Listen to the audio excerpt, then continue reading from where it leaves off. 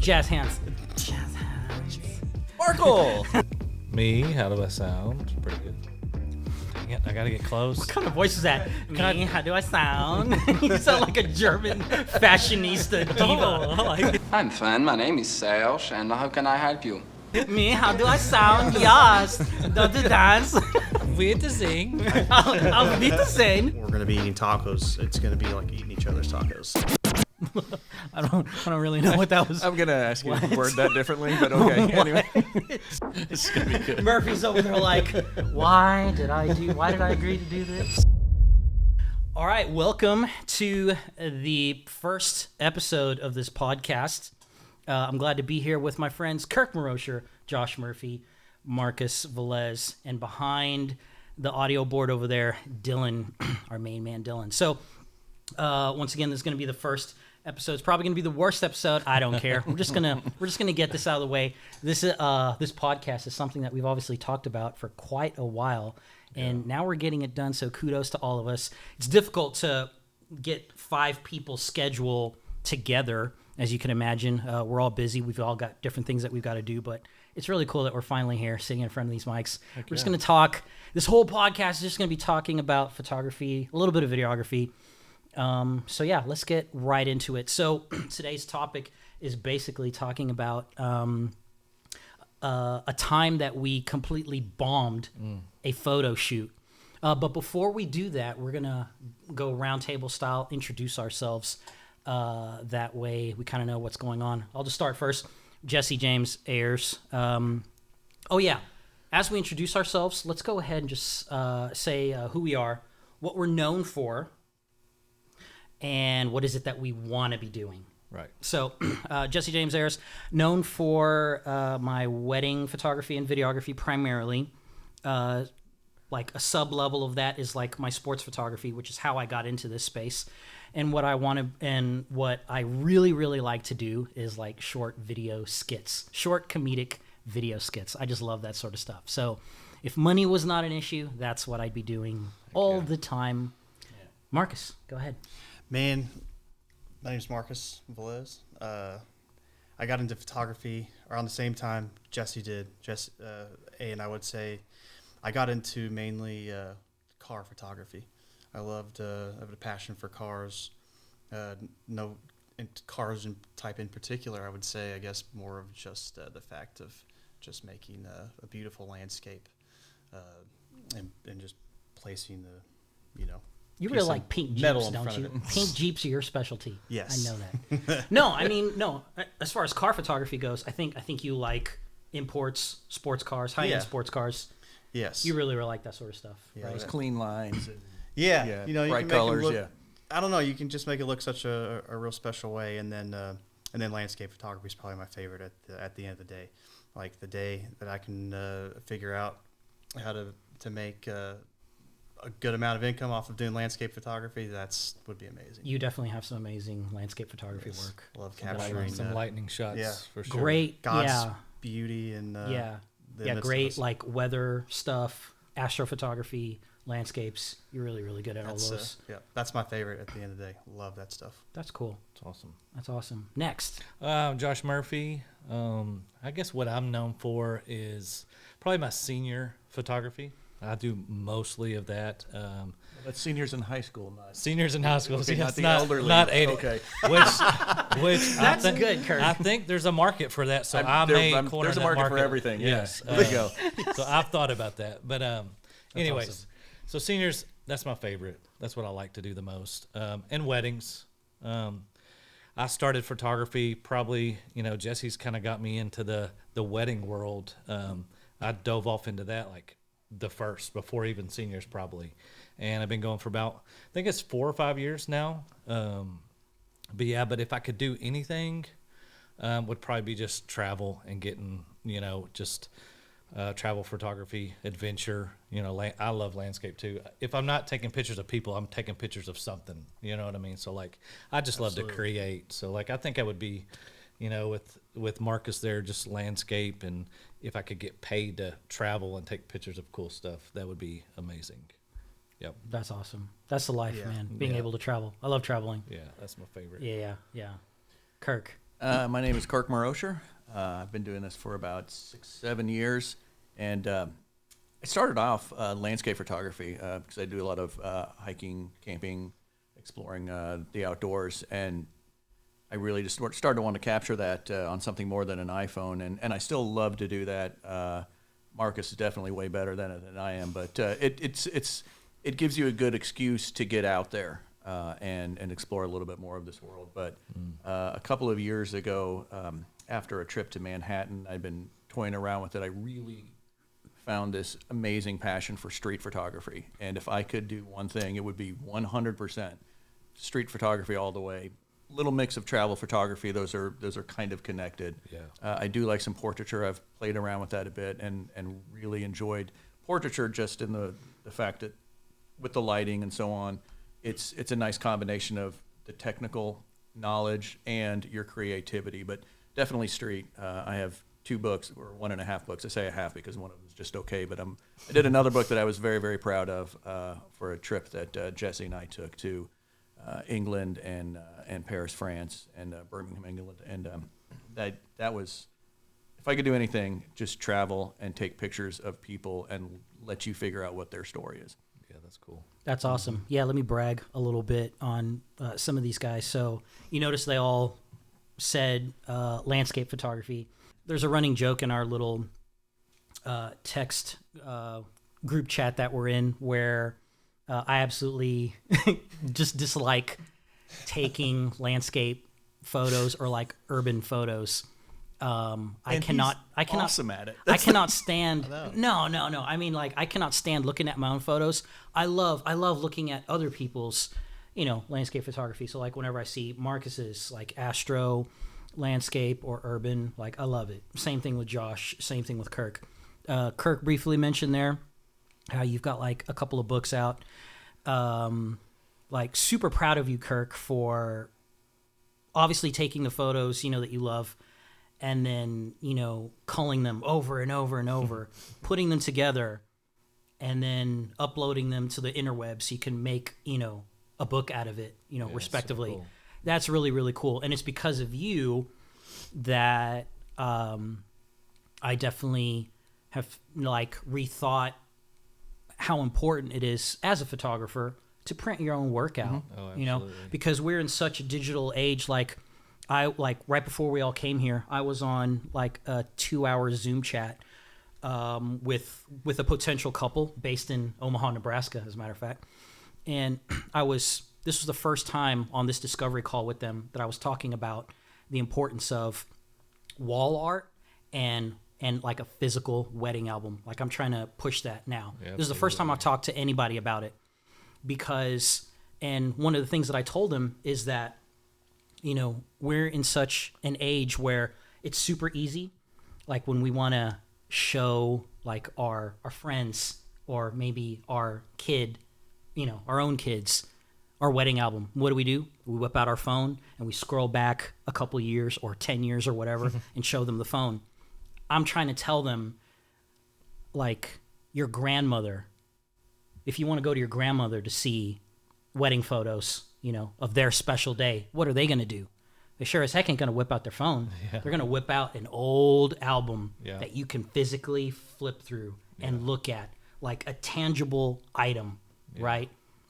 And that's what I'm trying to get back to. And it's all because of Kirk, because he printed out, a couple of books of his work, which is amazing, by the way, super amazing. I had him sign my books, so yes, I shall brag about those. I'm gonna need your signature.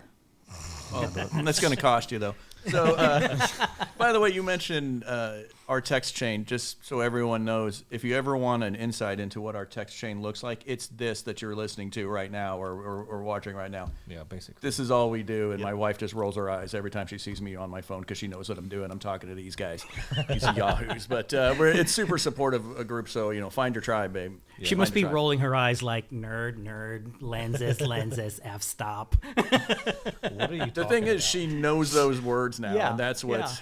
It's either that or Star Wars, one of the two. So, Hey, you can't go wrong either way. No, you can't. Cannot go wrong either way. Awesome. All right, guys. Okay, so we're going to get right into this.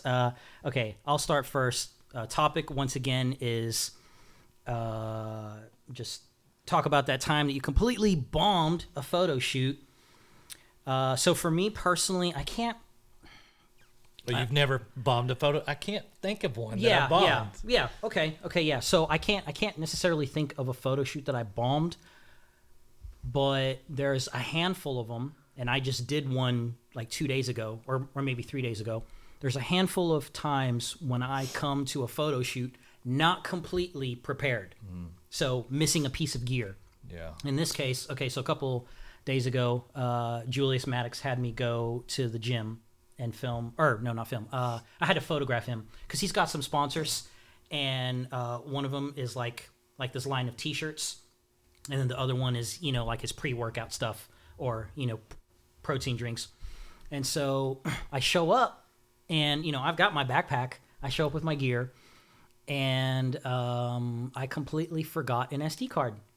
Like I got my two lenses. Worst nightmare. Yeah. I got my 2 lenses. I brought my lights. Blah blah blah. But I turn it on, and then it's flashing no card. And I'm like, mother of pearl. Does somebody have an SD card in here? Yeah. And your gym bag. Hey, at least it was flashing no card, because I've taken 6 pictures with no cards before, and then realized it a little bit too late. I thought you were going to say The where do those- A6000 will allow you to do that. I'm like, why aren't you telling me this? What? Yeah, when I first got my A6000, It'll take 6 photos. you think it's taken 6 photos. Oh, Yeah. okay. Oh, so it doesn't necessarily show like no card. Yeah, this was at the very beginning of when I started. Like, I had this camera for like 2 weeks. It was my first quote-unquote real camera. I still have it, by the way. I love the A6000. But yeah, I took a couple of pictures out somewhere, and I didn't really think about looking and scrolling. Of course, it wouldn't let you scroll. And I was out there for like an hour or so, and I'm like, let me look at it. Nope, no SD card. It lets you do that. Why would it even yeah.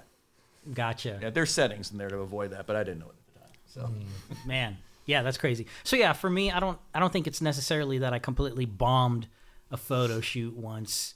It's just more like there's a handful of times when I show up not as prepared as I should be.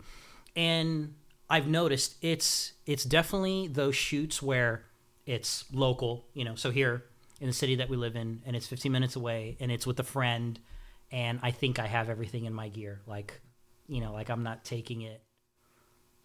It's not that I don't take my photography, as serious, but you know what I mean, I guess. Right, it's right. like, you're like comfortable and complacent.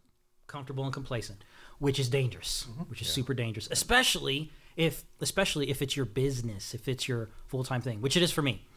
So yeah, that's not a cool thing. What happened? Like, good question. Okay, so thankfully, Julius had his own camera there. He had his camera. He shoots with a Sony A6400. okay. And he had his own SD card in there, so all I had to do was, so he had his SD card in there. Thankfully, I didn't have to necessarily format it. So just add I just added on to it, and then Sweet. So yeah, nothing too terribly crazy. Marcus, what about you? Man, I was sitting here racking my brain, and I finally remembered. And specifically, I was put in a position to where I kind of got a little too stressed out and ended up bombing this wedding. So this was through. Who's the wedding for? This was was somebody out of town. Oh. So that kind of works a little bit more in my favor. That I wasn't not too close with these people by any means, but anyways, so it's safe to talk about. Okay. So essentially, what happened, and for those of us that have done weddings, which I mean, every single one of us, have. Yeah. So I show up, and there's no wedding coordinator. There's nobody really, anybody direct I can talk to as far as how I'm trying to figure out how this day is going to go, and the timeline of when they're wanting to do photos, because they're running behind, on everything. And this is, mind you, this is in a church, no windows, older church, terrible interior lighting, especially in the sanctuary. If any photographer, you're kind of if you're picturing this right now, you're probably picturing it correctly. Like a lot of heart rate churches. is moving up. Yeah, you're just kind of like, oh man, this is bad. Like in the back of my head, I'm like, I'm on a Sony. Like I can shoot low light. It's fine. It's gonna be fine. Fix it in post. This is before they even had denoise, like the AI denoise in Lightroom or any of the real like AI features that we have nowadays. So That grain is a creative choice. right, yeah. Yes. So I end up having to take the role of wedding coordinator. Which again, if anybody who's been trying to grow or currently growing in the wedding industry, specifically for photography and filmmaking, that tends to happen more often than not. Yeah. On a lot of your lower end weddings, if you will. So, anyways, I got stuck into that position. Okay, where this is almost more or less my first time where I'm trying to play the coordinator. Okay, so we're gonna do the girls first. Once y'all are getting ready, the guys are getting ready to completely separate location. They're supposed to be getting to church at a certain time. So I didn't have to worry about them too much. Most weddings, you don't have to worry about the men too much, I feel like. Yeah. So A little bit easier. yeah, I was just okay. Actually, I take that back. No, because they didn't have. None of them had or knew when the guys got to the church where the flowers were that get pinned onto their jackets, the lapels of their jackets. So I end up running around the church trying to find the flowers because there's nobody else here to take over and do this when I should be taking photos. Found the flowers. Nobody really knew how to put them on. So I'm sitting here. I'm like, okay, let's put them on all the guys. We get going and everything else, and I'm just stressed out and trying to get everybody situated. It ended up, raining off and on that day outside the church. So everything was literally taking place at the church. The cards there were was a stacked parking against you. Literally, there's the parking lot that surrounds the entire church. Mind you, this isn't a huge church by any means. A few trees, some grass, neighborhoods, kind of surrounding on the side, and then like your main street kind of out front. So you're like already limited as far as how you want to do portraits or the first look. It was almost impossible to do the first look in the church because the lighting was just horrendous. So all in all, to keep this from going on too Taking up the much. whole podcast. Yeah, so It's too late for that, but go ahead. so essentially, I'm riveted. Really, seriously. I'm the most What did it stressful part. smell like? What did it smell like in the church? Well, So if no- you can no good imagine light in the that church. was Is built that back what in I'm the getting? Okay. 70s with shag carpet still in the sanctuary and the wooden Oh pews. my gosh. No, anyway, so I was just stressed out the entire day. I missed a lot of the important shots that I wanted, and even the first kiss. Completely missed that because I was running around trying to do something else. So, thankfully, I kind of brushed it off just a little bit and restaged that nonchalantly. After everybody had kind of done the family photos and everything. So I ended up throwing that in there, and nobody kind of really knew that I technically missed the first kiss. So that was probably the most stressful part. But that was a situation that I was not. And still I'm not, and don't wish upon anybody. I definitely wasn't fond of it. It was Marcus was like, man, hey, of you all know what? things, You the know bomb. what would be a really cool shot if we got everybody back in the stands and y'all pretend like you're doing a first kiss again, and we'll do it a little bit closer and a little bit wider. You know what I mean? That's actually a good idea. Now I'm thinking, Yeah. if I ever miss Just- it, I'm just going to pull yeah. a Marcus. I'm going to call it, all right, this shot is going to be called the Marcus. Gotta have a plan. Literally, everybody was gone. I was like, hey guys, I want to get a shot of you two just by yourselves down in front of like the altar to do the first kiss, just so I can. That's kinda actually a get that really smart perfect- idea. Perfect Because shot, you don't have you know? don't have the officiant in there, officiant in the way, Yeah. and they won't know the wiser because they probably thought you might have photoshopped them out of the way. can do that 75 to 85% of the things that we correct and do in Photoshop that we try to perfect, nobody's eventually never going to notice at the end of the day. So True. Hey, listen, the shot of Iwo Jima, that was posed for. That's the second shot that he took. So one of the most iconic photos ever was completely staged. Yeah. The flag. Yep. Yeah, yeah. I Okay. did not know that. I didn't know that either. Oh, fun fact. That's cool. Gotcha. Kirk is full of fun facts. Full of something. Is it my turn? All right, Murphy. Tell Man, us. I have like a ton. Like, because I fail constantly. I screw up constantly. I've wrecked 2 drones during the weddings. Crashed them during the weddings. Like, usually That's first off. Like during the wedding ceremony, No, or like during getting the my wedding day? establishing shots. You know what I mean? Get my establishing shots. Like I'm crashing them. I always like to do like this shot where I take the drone out and then I come back, and I could always reverse it in post, but sometimes people are walking, they're walking backwards. But like I like to pull back. You know what I mean? And sometimes the drones that I had didn't really have a sensor, and I'm just focusing on the shot, and I crash it into a tree. I've done it twice. Like stuck in the tree. The second one was stuck, and I still can't find it. Been in that situation before. Yeah, and the other one, it hit the tree and fell, and the gimbal broke. But yeah, but I think when you guys were talking, one that like, and I was talking to a client today. I did 2 senior shoots today, and the daughter and the mom, they were changing an outfit, and I was hanging out with the dad, and I was just talking. I don't even know why this came up, but I was like, the worst photo senior session was kind of like mixed with the family session, and the dad didn't really want to be there. Some dads don't like taking pictures. You know, it's a thing. You know what I mean? Like they're not as into it. And so I'm trying to pose them and everything. It's just going rough from the beginning. He didn't want to be there, and so I'm having to do like, you know, the family and then the senior. So I get the family knocked out, and I pose the kiddo right after the family next to this metal rail like at Yellow Creek Park, and he goes to put his arm out, and he goes right next to a wasp nest, and it just they start coming out, and we're all running, and he's getting stung, and we're just like, it's this chaos. You know what I mean? And I'm just Man like, for himself. and you know, he's stung, he's hurting, he still has to take. That was his first picture. You know what I mean? And so like I'm trying to recover from this. I think his photos turned out all right, but I'm like, that was terrible. I called Laura. I was like, hey, that was the worst thing ever to happen. Like it was just bad. But I mean, I guess they liked their photos, but it just was, you know, it's so awkward after that. And I don't know. I have a lot like in weddings and, you know, like if you haven't been doing them as much, like you have that wedding season when it ends, and you have that time off. You know what I mean? January, February. Then they start kicking back up in the spring. Well, I don't. You know, I'm tending to do more. Like I'm getting better at photography and getting the hang of it. But like there was this one wedding where I was just like off. You know what I mean? Just the whole thing was off, and I felt like I carried that over into everything else during the day. Like I started behind, and it was really hard to kind of catch up. And I had an SD card fail on me that night. You know what I mean? And I had to, and I lost a lot of their photos, and it was terrible. You know what I mean? For the couple and for me, like I was just sick. And, I remember when. But I tried to do the right thing. Like I still delivered the photos that I got in the whole wedding video. I tried to do some screen grabs, which is not the same. I gave them all their money back, so I didn't make anything. But you know, wedding is a live event, and you can't ever get those memories back. But like Marcus said, like if you have a creative way, if you know that you missed a shot, like that is an awesome thing to do.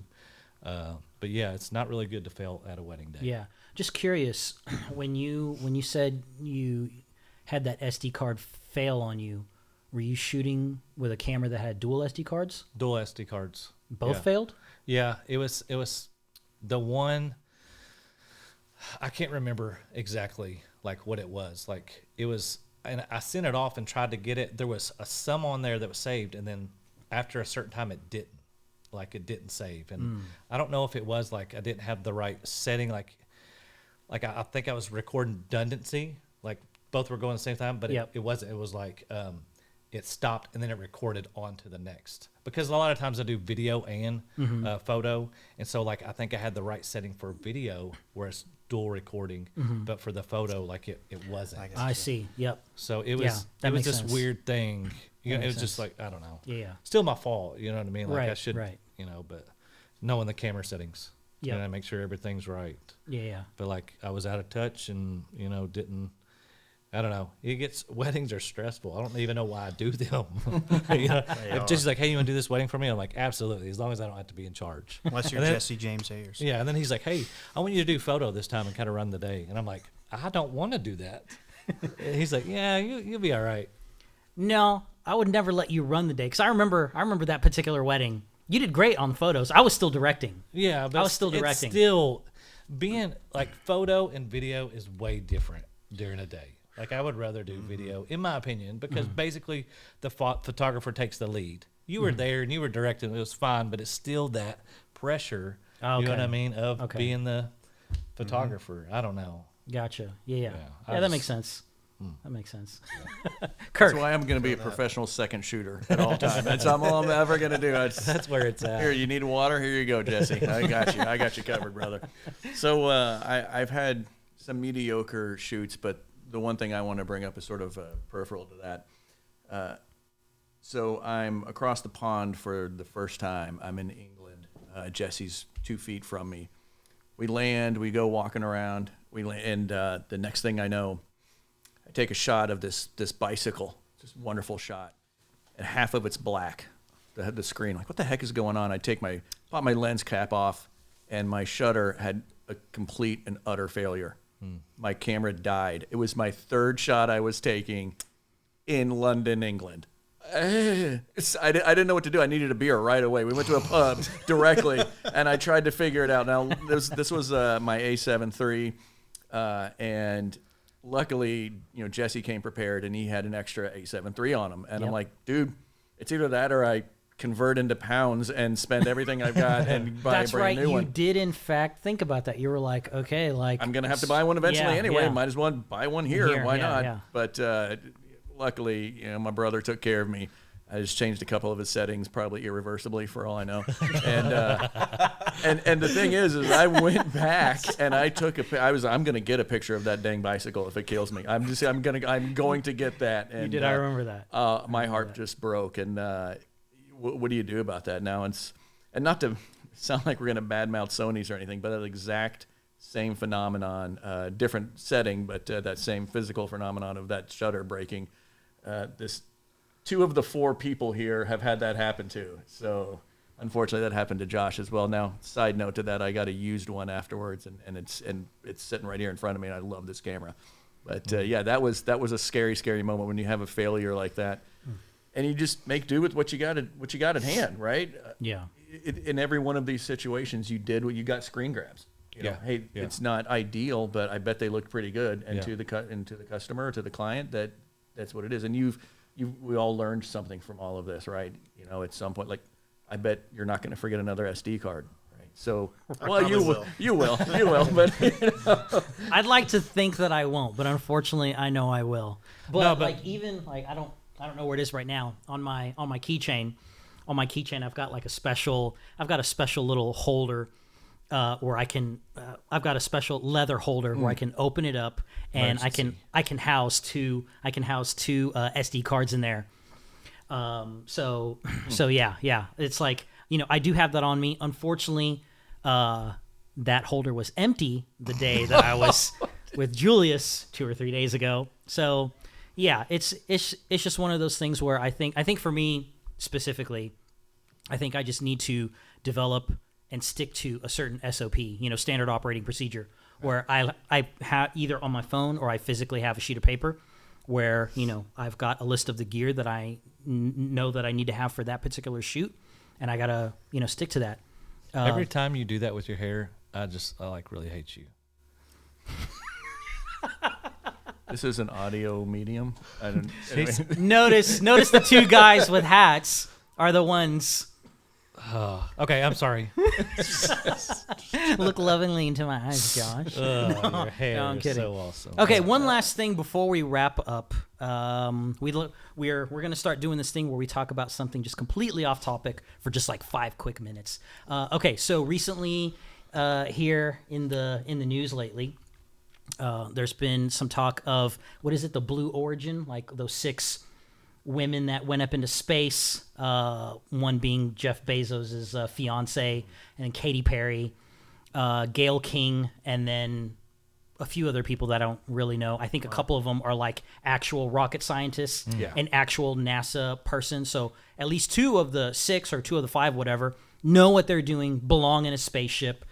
Anyway, That's comforting. Anyway, so I'm not here to dog them. We're not going to talk about that.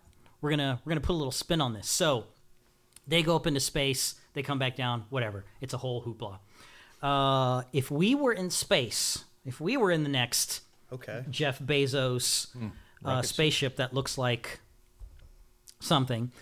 Anyway, what kind of camera and lens would you bring? I'll go first. Whenever I travel with these guys, I usually don't focus on photos because I'd rather see their photos. So I think I would do my usual vlog style because I love video. I think I obviously would consider myself first and foremost, a cinematographer. So I just go vlog style. Probably bring my A7S III Sony or my Sony FX3 with a 17 to 28 wide. That way I can kind of do like the selfie style. You just chose 2 cameras.